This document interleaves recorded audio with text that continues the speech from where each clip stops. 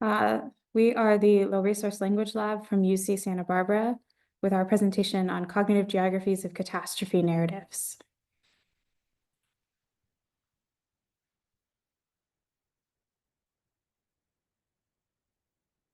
Research uses data from the Nakba Archive, a grassroots organization and an online database of more than 500 interviews conducted in Arabic with Palestinian survivors displaced during the 1948 Nakba. So far, only 30 of these interviews have been transcribed into English. We have manually georeferenced these 30 interviews, and we have created a machine-understandable data set of named locations. We also offer preliminary analyses of these 30 interviews transcribed into English using cognitive geography and computational corpus linguistics. And our motivation in doing this is primarily to contribute a language resource. We have a data set of clean and usable interview transcripts and benchmarking data on the accuracy of NER models for Palestinian geographic entities. And this in turn will go towards further work on cognitive models of geospatial displacement. Next slide. This is a screenshot of the Nakba Archive interview with Mohammed Jamil Arabi, who was born in Haifa in 1923. On the right-hand side of the page, you see examples of metadata. So the interviewee name, the location of the interview, and the date of the interview. And on the bottom left-hand side of the page, you'll see the hyperlink you can click on for a PDF of the English transcription of the interview. And also, you'll notice that these are originally video interviews. And so for those transcribed into English, you have the subtitles at the bottom of the video. Next slide. So how did we go from text to data? Our dataset creation process had several steps, some of which had already been completed by the Nakba Archive. And the steps already completed by the Nakba Archive have the background in blue, and the steps that we went ahead and completed have the background in yellow. So what we did was we downloaded PDFs of those interviews transcribed into English, and we assigned each of those interviews its own unique ID number. We scrapped metadata from each of those interviews, and we used that to, we annotated each of the interviews in English and also the corresponding footnotes, although we did not include the footnotes in our analysis. So I'll take you a bit through our annotation process. As my colleague said, we annotated two things, primarily footnotes and named locations, geographic locations. On this slide, the top half with double-spaced text is a portion of one of the transcripts that we worked with. The bottom half of single-spaced text is that same portion, just annotated by us. So our footnotes were annotated in order to separate them, partition them from the main text. They were very helpful in finding certain locations, but because they weren't words spoken by survivors of the Nakba, we didn't want that included in our analysis. In terms of geotagging, we would tag any location that we could expect to have geographic coordinates. So in this case, Wadi al-Salib and al-Halisa, and you can see how we tag those at the bottom. We did not tag abstract geographic references such as my house or the north side of the village, for example.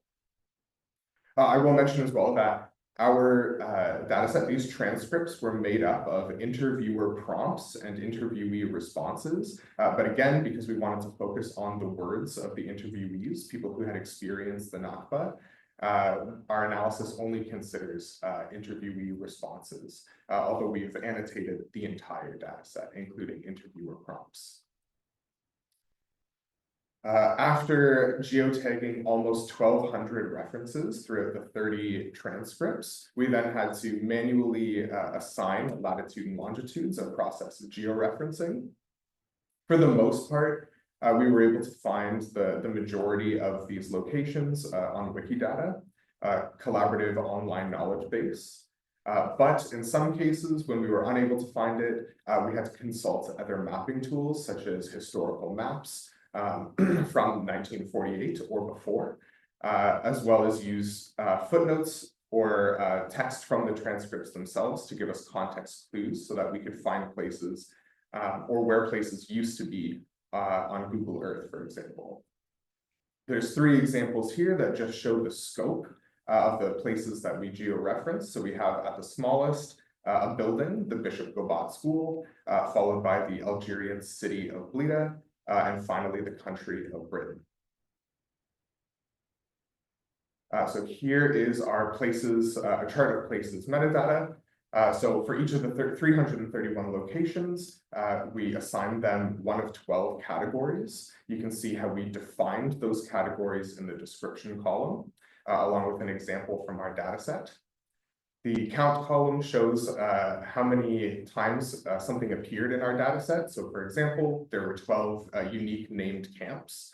And the frequency shows how many times a certain category appeared in our unique places data set. So using the second example of city, we can see that nearly 20% of the places that showed up on our data set were cities. Here's just a little visualization of some of that data. So you can see there's obviously a concentration around Palestine proper. And so that's where many of our interviewees started out. And you can see from the other black dots where they traveled cognitively throughout their interviews. In this slide, we have a bar graph, which is a list of location categories used in our data set. The count of y-axis includes the number of references of each category, and the height of each bar indicates the number of references for every category. You can see, for example, the categories of neighborhood and region are the least preferred by the interviewees, while names of cities such as Gaza or Nablus have the highest, the greatest amount of mentions in these 30 interviews. In the next slide, we have this beautiful, yet complicated or not, bar and dots graph. So it shows how geographic references are distributed across the 30 interviews in our data set. Each interview is represented by a number on the x-axis. The bars indicate the total count of geographic references mentioned in each interview using the left y-axis, while the diamond dots represent their frequency normalized in percentage, normalized across all the interviews. Taking interview 16 as an example, it's right in the middle. We see that it has the greatest count of references, as the bar height indicates, but its frequency is relatively low compared to other interviews, right? Seeing the dot. So this suggests that while geographic mentions do occur, they are proportionally less compared to other interviews. And in the last slide, it's just our metadata. I don't want to take a lot of time, just saying for that, yeah, the metadata is all the things that we have taken from Nakba archive, as you see, the interview, birthplace and year that my colleague earlier mentioned, their name, as well their genders, and we presumed as well the genders, and we set and place data set ID. For some very preliminary analysis of these results, you can see here on the x-axis, we're using interview time, so the percent of total words in the transcript, the percent of words spoken so far out of the total words in the transcript. The y-axis is those place categories again. The blue dots indicate any mention to a named geographic location made by a man, and the orange dots indicate references to named geographic locations within those categories made by women. Two things of interest here, the top single hatched box from around 45 to 55% interview time, where women do not mention geographic locations larger than cities. And then similarly, the lower double hatched box from 50 to 70% interview time, where women do not make mention of geographic locations smaller than villages. This might suggest that they're talking about something specific during those gaps, and upon consulting the transcripts, it was usually the moment of displacement. Next slide. Here again, on the x-axis of both of these scatter plots, we have interview time, so percentage of words spoken to a certain point out of the total words in the transcript. On the left scatter plot, you can see the y-axis is distance from the interviewee's birthplace, and it's at a logarithmic scale, so that's much sharper than it looks. This time, orange X's indicate interviewees whose birthplace was depopulated during the 1948 Nakba, and blue dots indicate interviewees whose birthplace was not depopulated during the 1948 Nakba. As you can see there on the left, interviewees whose birthplace was depopulated generally reference locations further from their birthplaces than interviewees whose birthplaces were not depopulated. On the right, same x-axis, same blue and orange scheme. On the y-axis, though, we have summative distance. So the total distance added up between the points in an interview, A to B, B to C, C to D, etc.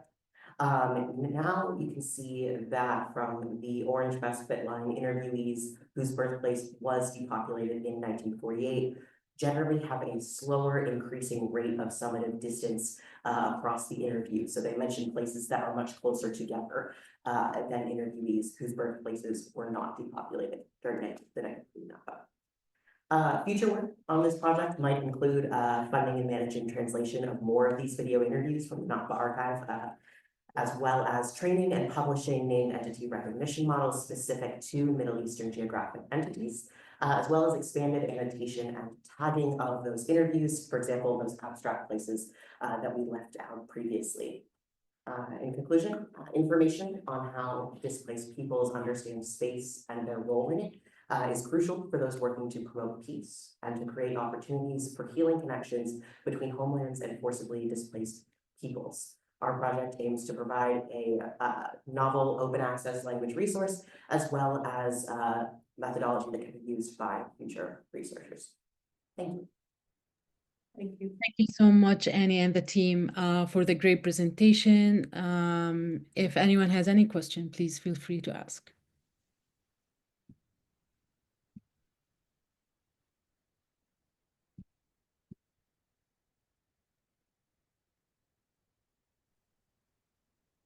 Yes, Mustafa. Yeah. Actually, I was happy to see that at the end you mentioned that there is named entity recognition that can be employed to extract in such places, but it's actually a combination of named entity recognition plus named entity linking, because after we recognize the name of a town, for example, or a city, that we need also to link it with a database of locations. Just to give you an example, the word Bisan means is a name of a city, but at the same time, it's a common name of girls here. So I was wondering, I mean, did you try any language model, even like ChatGPT or something like this, to just to check how much it is good in recognizing entities? So one of the reasons that we manually geotag and georeference these locations is because there was no automated NER model that would provide what we were looking for. And those places, as we geotag them, again, because we were doing it manually, we could sort out and make sure, for example, that we weren't tagging a girl's name, we were tagging a place. And we have published the places data set along with the interview transcripts in their data set as well, so that future linkage could be something that people look at. Yeah. And at the same time, we have a very great resource that is the video interviews. So we could double check. We are not experts and not native speakers of Arabic, but we could have access, like one of my very good friends is Arab. So yeah, like I could, like I'm also Greek, so I could sense in the context also how it looks like in the interview. But yeah, in the transcript as well, you could see that, yeah, we always double check contextually. Yes, we also had, again, we don't know who did the translations on the Nakba archive or gave the notes or the footnotes, but many of the footnotes were very helpful, geared towards English speakers like us. When they would separate, they would say, there are two locations here, and it's the second one. And so the footnotes would help us give greater specificity if ever we were confused or torn between two locations that were named the same thing.